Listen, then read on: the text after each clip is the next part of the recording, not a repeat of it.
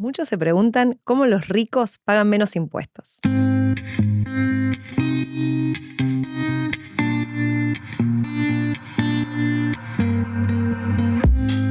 Para eso invité hoy a Martín Litwak, abogado internacional especialista en planificación patrimonial y finanzas internacionales. Así que Martín, muchas gracias por venir al podcast hoy.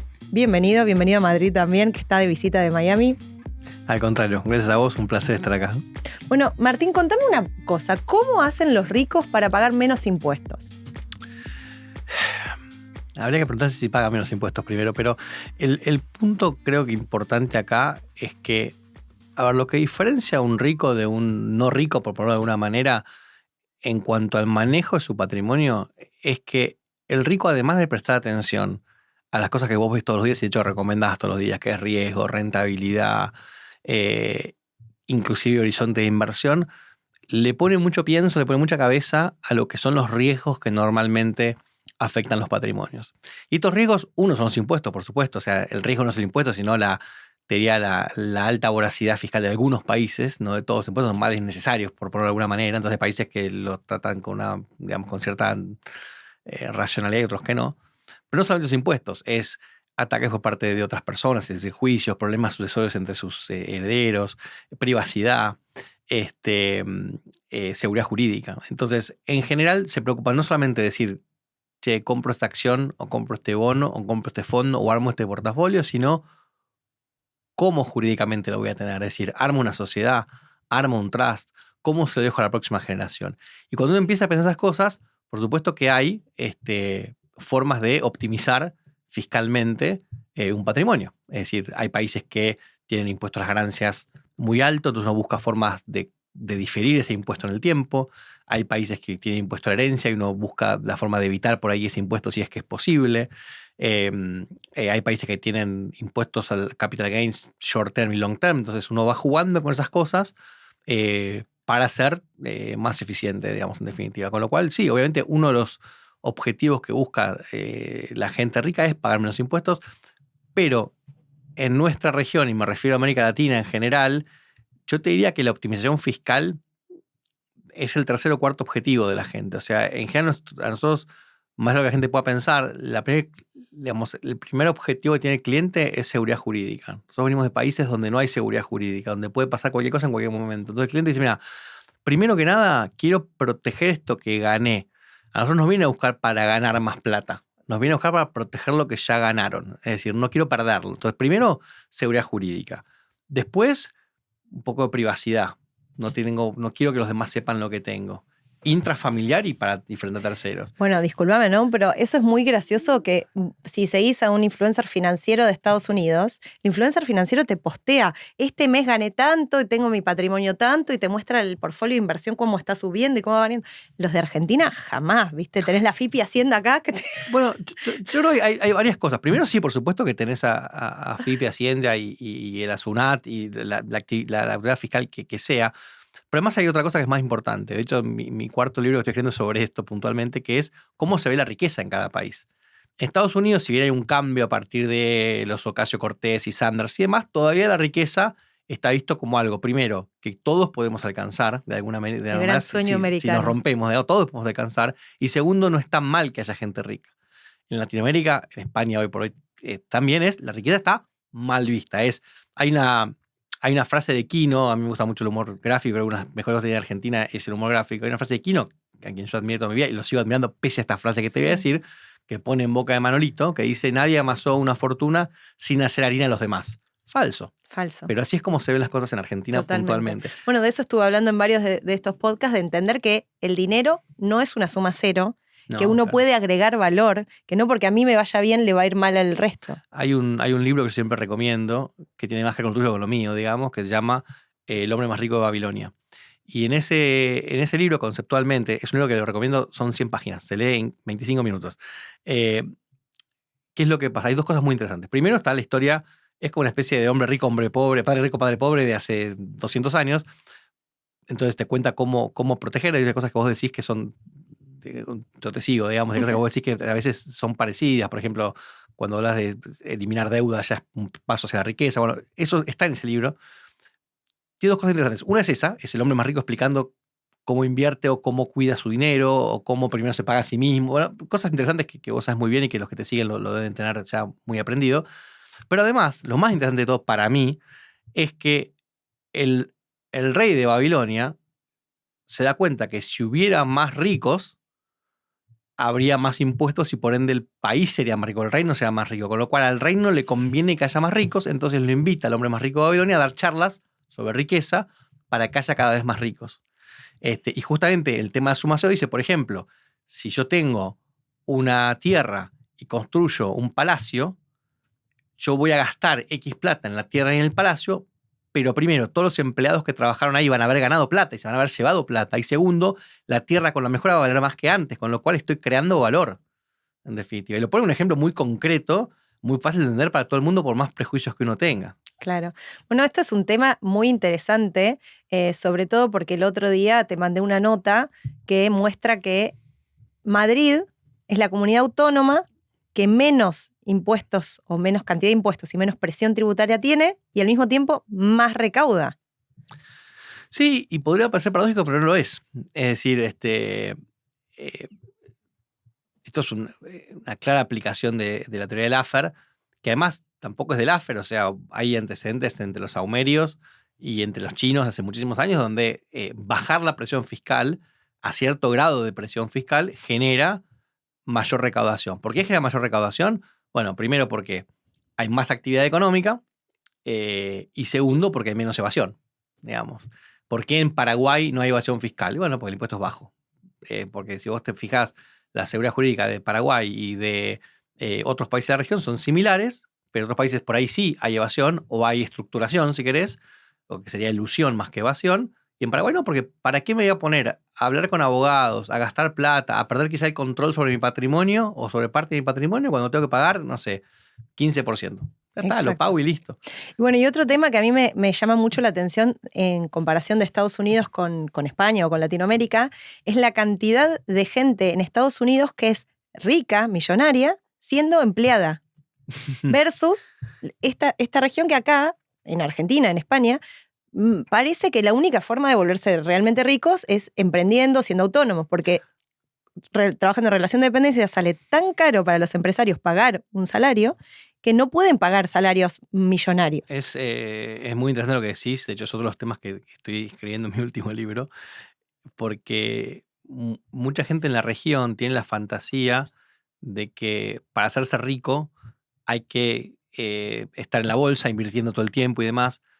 Y en Estados Unidos la visión que se tiene es, a ver, la bolsa, que todos están invertidos en bolsa, digamos, todos estamos invertidos en bolsa de una manera o de otra, inclusive con el plan de retiro, o sea, no puedes no estar invertido. Claro. Pero la bolsa es para mantener el valor del patrimonio, no es para hacerte rico. Es un hábito de ricos, pero no es para hacerse ricos. El que se hace rico es el banquero, en todo caso, que cobra las comisiones sobre la plata de otros, pero tu plata, vos no te haces rico. Tú estás rico en tu actividad principal o con inversiones en la economía real.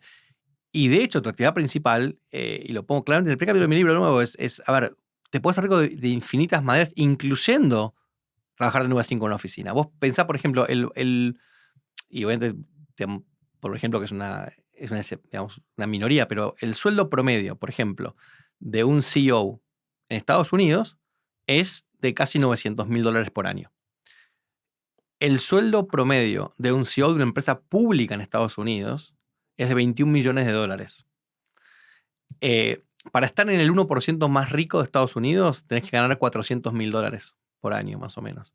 Con lo cual, un CEO de una compañía, que no es nadie más que alguien que hizo una carrera corporativa, está duplicando el ingreso mínimo para estar entre el 1% más rico del país. Y yo tengo amigos que ganan eso y no tienen puesto de CEO.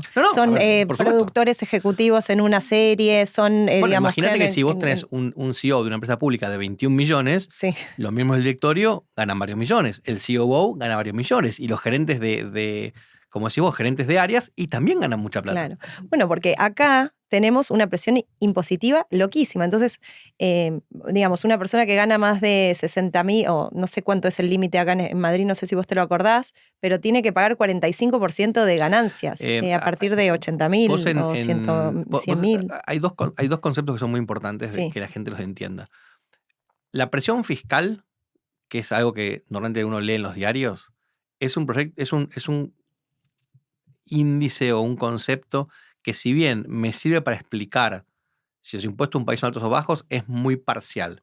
Yo siempre lo comparo con el peso. Es decir, si yo te digo, bueno, eso por supuesto, pero yo te digo peso físico, si es más fácil. Yo te digo, yo peso 90 kilos y vos no me estás viendo, vos no puedes saber si soy gordo o flaco.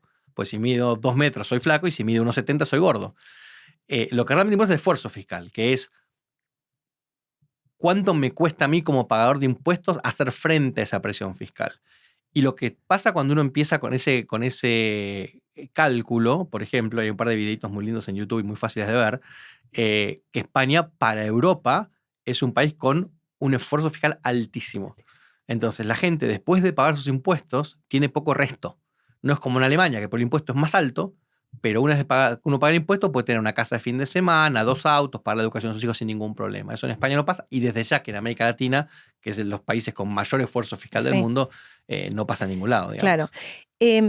Y todo esto, para mí, repercute un poco, ¿no? Porque, por ejemplo, lo que yo siempre digo, a ver, si vos pudieras cobrar 20% de ganancias, por ejemplo, por los empleados, pero tenés empleados que ganan 100.000 o 900.000, como es el caso de Estados Unidos, sería mucho más dinero que si yo cobro el 48% de un salario de 27.000, que es el promedio de España, ¿no? 27.000 euros es el promedio del salario español. Si yo cobro 48% de eso, es mucho menos dinero en cantidad total de recolección tributaria que si yo cobrara 20% de un salario de 100.000. Que de vuelta es Laffer puro, es decir, lo ves en países como Argentina, donde tenés el 50% de la economía en negro. O sea, Argentina subsiste con los impuestos y es solamente porque está aceptado en los hechos, no importa, digamos, no vamos a hablar de temas jurídicos o técnicos. En los hechos es aceptado que hay una economía, una parte importantísima de la economía que es en negro. Si uno dijera, vamos a reducir, para hacer números drásticos, los impuestos a la mitad, pero el que no paga $1 de impuesto va preso, entonces vos formalizás la economía, vas a recaudar lo mismo, en definitiva. Totalmente, totalmente. Bueno, Martín, vamos a volver un poco al tema de los ricos y cómo los ricos pierden su dinero. Hay una parte de tu libro de planificación patrimonial para celebrities que a mí me gusta mucho, que vos hablas de 4 formas más conocidas de cómo muchas celebridades, deportistas, ricos, bla, pierden su fortuna. Mira, en primer lugar, hay algo importante que muchas veces hablamos con los clientes, que uno pareciera no entenderlo, pero es los ceros en la cuenta bancaria o llegar a determinada edad no te da de por sí conocimientos financieros. La educación financiera es fundamental y brilla por su ausencia en América Latina, y en artistas y deportistas que por ahí terminan la educación formal, o mejor dicho, la abandonan a una edad muy temprana para ir a competir, para ir a bailar, para ir a castings, para ir a jugar al fútbol, para lo que sea, pero por ahí a los 10, 12 años terminan de educarse, son mucho más proclives a este tipo de errores. Esto nos pasa a todos, lo que pasa es que los futbolistas o deportistas está, digamos, maximizado. De hecho, el otro grupo que tiene números similares en cuanto a fracaso económico es el de ganadores de lotería. Claro. O sea, el 50% de los ganadores de lotería queda en bancarrota después de 5 años, más o menos el mismo número que los jugadores de NBA, NFL, Premier League y demás. Hoy está mejor porque hay varios clubes que están invirtiendo. Sí, tienen departamentos de educación financiera. Exacto, nosotros en la NBA lo tienen, nosotros estamos dando algunas clases para un club mexicano. O sea, hay cosas que están empezando a cambiar, y la realidad es que además, como están ganando mucha más plata, les cuesta más perderla. O sea, hay un caso que yo cuento en el libro, que es el de Scottie Pippen, por ejemplo. A mí me gusta siempre comparar gente que tuvo la misma exposición a educación, un background muy parecido, y cómo le va a uno y a otro. Por ejemplo, en el caso del básquet de Estados Unidos, Michael Jordan y Scottie Pippen se retiran más o menos con el mismo patrimonio. De hecho, Scottie Pippen, porque renovó un contrato más tarde que Michael Jordan, se retira con más plata. Se retira con $100 millones en su patrimonio, y Michael Jordan con $90 millones o algo por el estilo.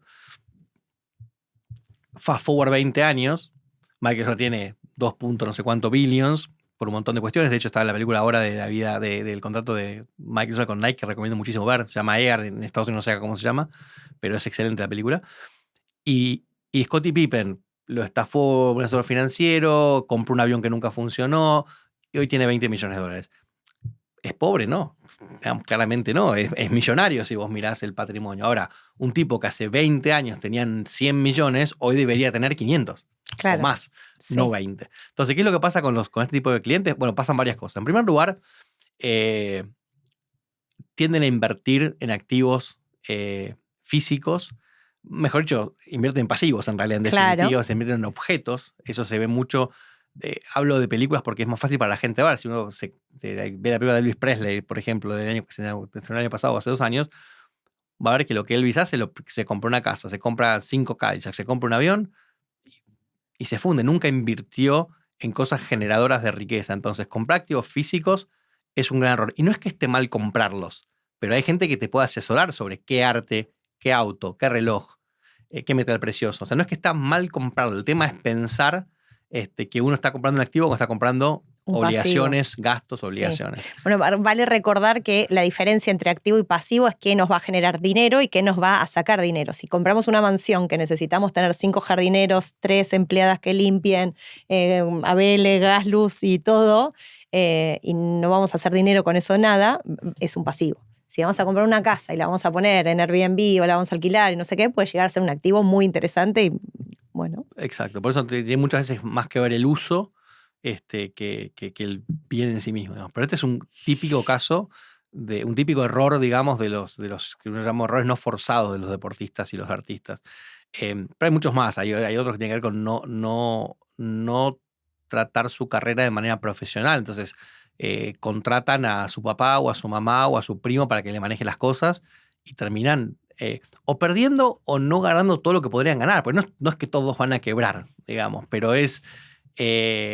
la pregunta no es si Messi alguna vez va a quebrar. Con todo lo que ganó, digamos, es virtualmente imposible. Ahora, si lo hubiera manejado su carrera en profesional, ¿cómo estarían hoy las cosas? Seguramente sería hasta mejor, inclusive.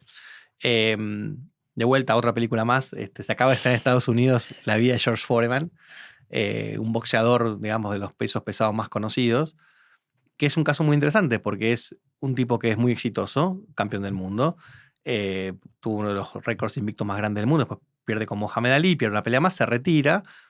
Cuando se retira, él tiene una transformación personal, se hace pastor. De hecho, arma una iglesia y se dedica a eso, se casa por segunda vez con una mujer de la iglesia y cambia totalmente su vida. Y quiere poner un gimnasio para rehabilitar gente justamente que tiene problemas. Y cuando va al banco a buscar la plata para el gimnasio, había ganado un montón de plata, no tenía nada, porque se lo dio a un amigo alcohólico que se la perdió toda. Y hay una escena que muy, entre comillas, muy triste, porque no se sabe la historia de él, al final es una historia con final feliz, con lo cual no es que es triste la historia, es una historia muy buena de superación personal. Pero en un momento le dice a la segunda esposa, que lo conoció como pastor, dice, mirá, la esposa dice, vos me prometiste que no ibas a volver a boxear nunca más. Y él le dice, mirá, yo sé hacer 2 cosas en mi vida. Sé ser pastor y sé boxear. De pastor no voy a ganar plata. Tengo que boxear. Y vuelve a boxear y hace un montón de peleas. Hoy es una persona de muchísimo dinero, digamos. Pero de vuelta, no confiar en personas capacitadas. O sea, un tenista sabe quién es el mejor entrenador, quién sabe quiénes son las mejores raquetas, quién es el mejor kinesiólogo, quién es el mejor psicólogo deportivo, pero después la plata se la da a cualquiera.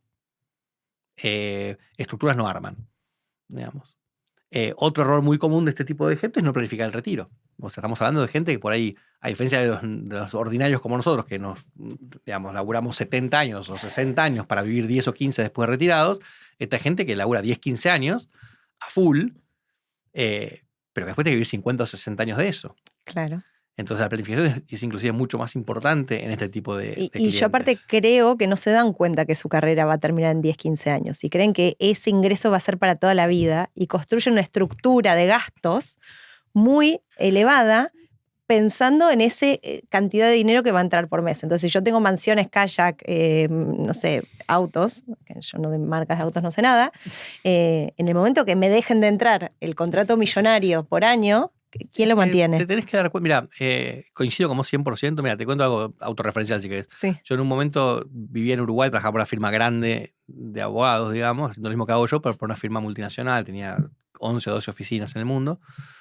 Y la verdad que estaba disconforme, iba a renunciar, pero mi jefe está en Hong Kong, está en Uruguay, a la razón de muchos años no me parecía ético, correcto renunciar a distancia, con lo cual había escrito mi carta de renuncia, le borré la renuncia, pero mandé la carta con lo que no me gustaba. Cuando mi jefe la recibe, me dice, che, ¿qué pasó? ¿Ibas a renunciar y no renunciaste? Le digo, no, mira, me parece. Me dice, no, venite a Hong Kong que te quiero quiero hablar con vos, yo quiero que te quedes y demás. Viajo a Hong Kong. Y me dicen, no, mira, para mí es muy importante, vos manejas toda Latinoamérica para nosotros, te vamos a aumentar el sueldo a esto, te vamos a dar esto, ¿qué pedís? 8 o 9 cosas que yo pedía, todo me lo dieron, todo perfecto. Llegué a mi casa, yo estaba casado con mi exmujer en ese momento, llegué a mi casa y me dice, che, ¿cómo te fue? Digo, mira, tengo una buena noticia y una mala. La buena noticia es, me triplicaron el sueldo, vamos a ganar, digamos, una fortuna en dólares en Uruguay. La mala es, no es sustentable. Esto va a durar 8 o 9 meses y me van a echar. Pero no porque me quieran echar, no van a poder pagar mi sueldo, no tiene sentido con lo que yo estoy produciendo. Y así pasó. O sea, no es que me echaron, pero a los 6, 7 meses que, che, mira, podemos hablar, ¿sabes qué? Me voy. Por eso ya quería irme. Claro. Entonces, uno tiene que tener conciencia de esas cosas. Pero como decís vos, muchas veces la gente no tiene conciencia de que esto en algún momento para. Si vos supieras, mira, voy a ganar 5 millones de dólares por año, pero sé que en 6 años termina, no voy a gastar 5 millones. Y lo que pasa con estos clientes es que muchas veces pasan de 5 o de 8 o de 10 a 0. Ni siquiera es que decís, che, tenía un laburo en un estudio jurídico, me pagaban, no sé, $5.000, me echaron, conseguí uno por 3.500, bueno, tengo un gap de 1.500, mi papá me presta un poquito, reduzco esto y más o menos sobrevivo, ¿no? Estos son gastos. Y por otro lado, que es otro de los temas que vos me pedías como que enumere, otro es esta obligación que asumen de mantener a un círculo cercano. Claro. Que después se vuelven sus propios enemigos, porque digamos, si vos estás manteniendo a tu hermana, a tu hermano, a tus amigos, para que viajan con vos por el mundo y vos tenés después un problema y querés dejar o querés cambiar, le estás pidiendo consejos a gente que depende económicamente de vos y que no te va a dar un consejo objetivo, en definitiva. Claro. No, pero además pensá que es gente que por ahí nació en mucha pobreza, en mucha necesidad, entonces de repente tienen demasiada abundancia y pasan a mantener no solo a los padres, a los primos, a los hermanos, pero también a una familia muy extendida, y no solamente que les da una casita un poquito mejor o les da un poco de dinero para que no pasen necesidad, sino que los llevan al lujo. Y entonces es de repente del cero a vidas lujosas, ¿no? 100%. Y después en muchos casos cometen, digamos, errores.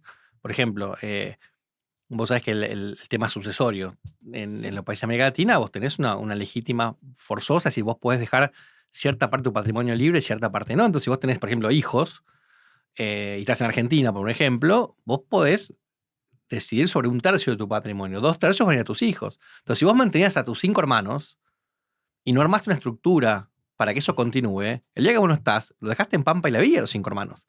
Entonces, no solo que no está bueno que mantengas un montón de gente, sino que si decides mantenerlo, tenés que armar estructuras para que eso después se mantenga en el tiempo, si no, no se mantiene en el tiempo. Claro. Bueno, y después, por último, un tema que no me canso de hablar y siempre recibo mucho hate cuando hablo, pero los malos matrimonios, ¿no? ¿Con quién te casás es la decisión financiera más importante que tomás en tu vida? Contame un poco de los malos matrimonios. Bueno, hay un tema interesante ahí porque vos tenés dos grandes, sacando los países árabes, digamos, tenés dos grandes sistemas jurídicos, digamos. El sistema anglosajón y el sistema de derecho civil o derecho continental que tenemos acá en Europa y en Latinoamérica. Vos sabés que en el sistema anglosajón el matrimonio no genera efectos económicos. Es decir, marido y mujer son dos extraños patrimonialmente hablando. No es que hay un régimen de separación de bienes, no hay régimen patrimonial, no existe.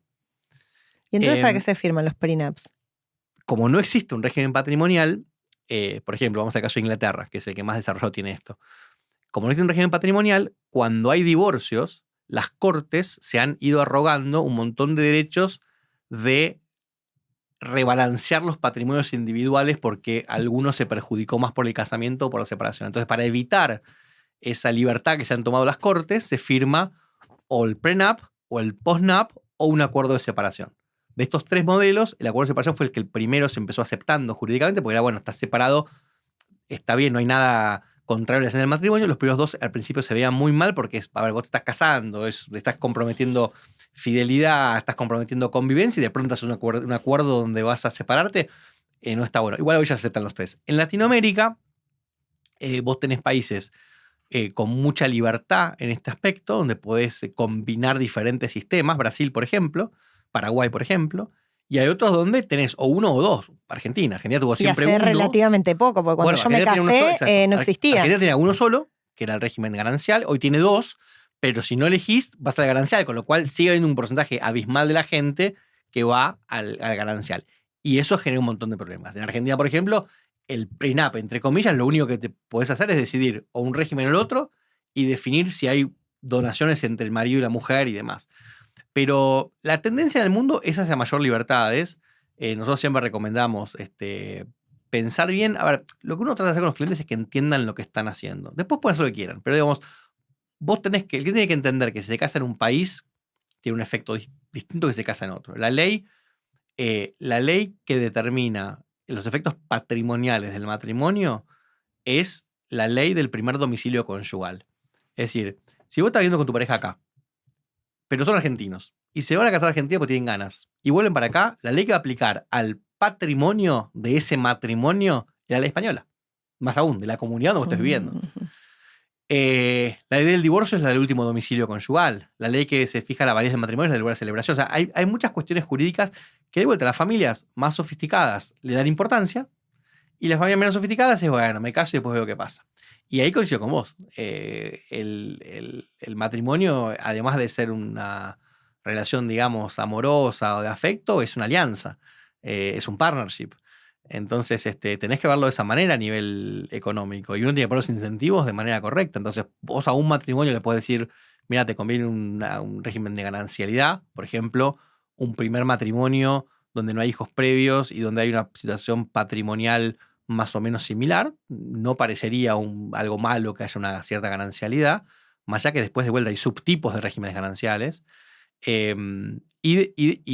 Por ahí un segundo matrimonio o mucha diferencia económica o hijos anteriores, el régimen de separación de bienes parecía ser más recomendable. O si uno tiene una profesión riesgosa o si hacen negocios entre sí, tienen que firmar contratos entre sí, pareciera que es lo más adecuado. Después de vuelta, hay mixtos. Por ejemplo, hay sistemas de régimen de separación de bienes durante la vida del matrimonio, pero que cuando se produce el divorcio, si es que se produce una especie de ganancialidad en ese momento para compensar al cónyuge que ganó menos plata. Entonces, mientras todo va bien, estamos todos separados. Cuando nos separamos, en realidad ahí se junta lo que se generó después del matrimonio y se vuelve a separar. Digamos. Hay, digamos, 7 u 8 o 9 regímenes distintos, pero la gran diferencia es entre ganancialidad y separación de bienes. Bueno, y hablando de inversiones y matrimonios, vamos a hacer un corte, un segundo, para hablar de Bricksave, nuestro sponsor de este podcast. Bricksave es un crowdfunding inmobiliario donde puedes empezar a invertir a partir de $1.000 en propiedades. Las propiedades están en Estados Unidos, muchas, pero también hay alrededor del mundo. Y Bricksave se encarga de todo. Se encarga de comprar la propiedad, de administrar la propiedad, de mantener la propiedad, de alquilar la propiedad y de pagarte tu porcentaje, dependiendo de lo que hayas invertido, de los alquileres. Y además, después de los 3, 4 años de inversión, se vende esa propiedad y la propiedad se puede apreciar, con lo cual ganás también por la apreciación del inmueble. Yo invierto ahí hace 3 años y te la recomiendo. Acá abajo podés abrirte una cuenta y, bueno, muchas gracias a Bricksave. ¿Vos conocías Bricksave, Martín? No, pero está bueno, ¿eh? Está muy bueno, ¿viste? Interesante. Las propiedades yo compré en Chicago y en Filadelfia. No, ¿sabes qué? Está bueno porque, de vuelta, hay veces que la gente dice, a ver, ¿cómo puedo yo acceder a oportunidades de inversión que mi patrimonio no me lo permite? Porque no puedo comprarme una casa, o no puedo comprarme una obra de arte, o no puedo comprarme un auto de lujo. Y todas estas alternativas que te permiten comprar una partecita de un auto de lujo, una partecita de una casa, ¿verdad? Están buenas y llevan a gente que por ahí no podría acceder a ese producto, una exposición, un tipo de activo, digamos, interesante, alternativo y que puede formar parte de cualquier portafolio, digamos. Sí, para diversificar está buenísimo. Bueno, Martín, contame una cosa. Imagínate alguno de mis seguidores o yo, por ejemplo, que cuando empezamos no éramos gente rica y nos empezó a ir bien. ¿En qué momento conviene empezar a planificarse, a estructurarse? ¿Cuál es el momento? ¿Qué dinero tenés que tener? ¿Qué patrimonio tenés que tener? ¿Cuál es el momento donde uno dice? Yo te pongo de otra manera. Yo te pongo de otra manera. ¿En qué momento vos empezás a preocuparte por tu salud?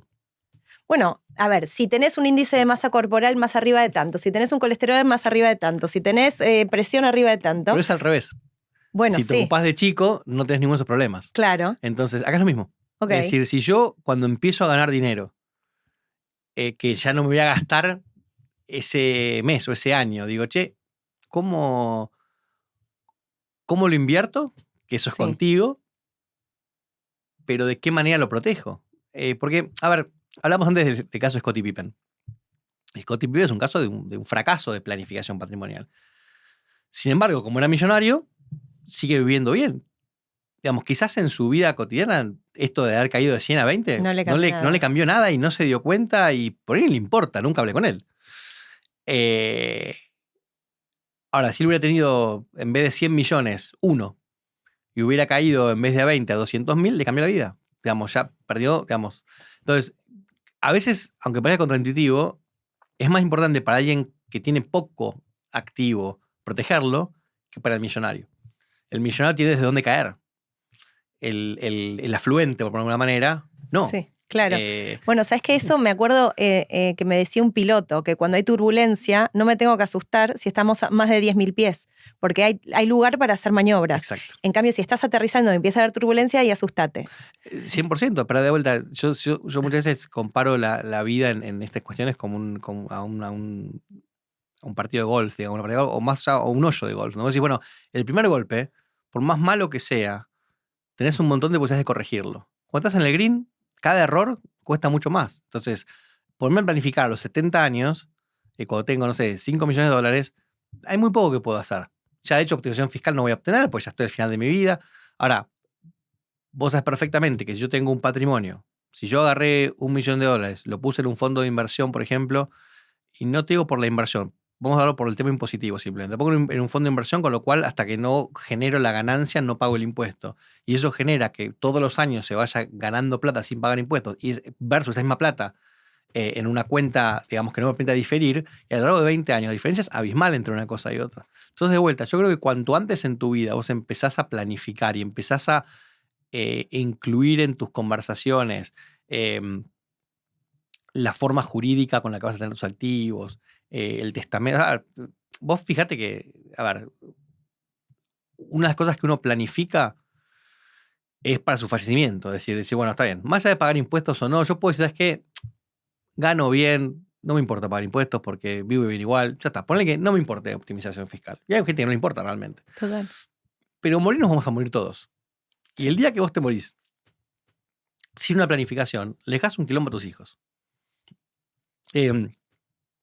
No saben qué tenés, no saben dónde lo tenés, tienen que ir a un juez a pedirle que abra una sucesión, eso demora tiempo. Es costoso. El tiempo es dinero, además hay costoso, y además puede haber alguna empresa familiar que necesite ser administrada permanentemente y no lo puedes hacer. Puedes tener hijos menores de edad. Ni hablar de planificar tu propia incapacidad, porque la muerte, dentro de todo, uno acepta que todos nos vamos a morir. O sea, puede parecer divertido, puede parecer no. Mucha gente, cuando nos juntamos, dice, si yo me muero, yo le corrijo, no es si yo, es cuando. Jaja, jeje, nos reímos todos. Es más difícil planificar para la incapacidad. Total. Porque primero que no nos pasa a todos. Entonces uno dice, bueno, testamento hago, pero no voy a designar un guardián, porque a mí no me va a pasar esto. ¿Y si te pasa? O si alguien se abusa de eso. Porque puede no pasarte, pero que alguien. O sea, la gente vulnerable, digamos, gente grande, porque muchas veces es abusada por otros que dicen, che, está mamá, papá, el abuelo tiene toda esta plata y si lo declaramos incapaz, tenemos acceso a este patrimonio. Eso pasa, no solo en las películas. No. Pasa. Entonces, si esa persona hubiera dicho, mira, es que yo tengo una declaración anticipada de guardián y el guardián es tal persona en la que yo confío. Si lo declaran incapaz, el guardián es tal persona que yo confío. Entonces lo resolví.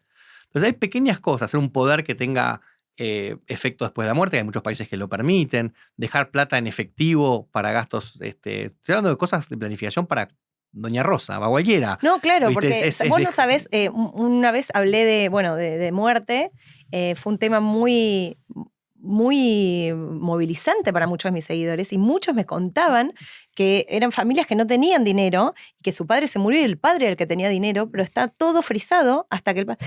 Y tuvieron que pagar muchísimo dinero para el sepelio, para el entierro, para el coche, para abrir las cosas en el juzgado, que no tenían para hacerse de ese dinero, que ni sabían cuánto era, que no sabían si iba a cubrir eso o no. O sea, bueno, como... y hay países que más fácil que eso, tenés países con impuesto a la herencia. O sea, algo muy básico que la gente a veces no lo sabe. Si vos sos extranjero y tenés inversiones en Estados Unidos, hay muchos activos que pagan un 40% de impuesto de herencia por arriba de $60.000. No de 15 millones, de $60.000. No, y además, porque yo esto me lo han asesorado mal, y yo lo he dicho mal al principio de mi cuenta hace 4 años. Ya está, listo, perdónate. Ya está.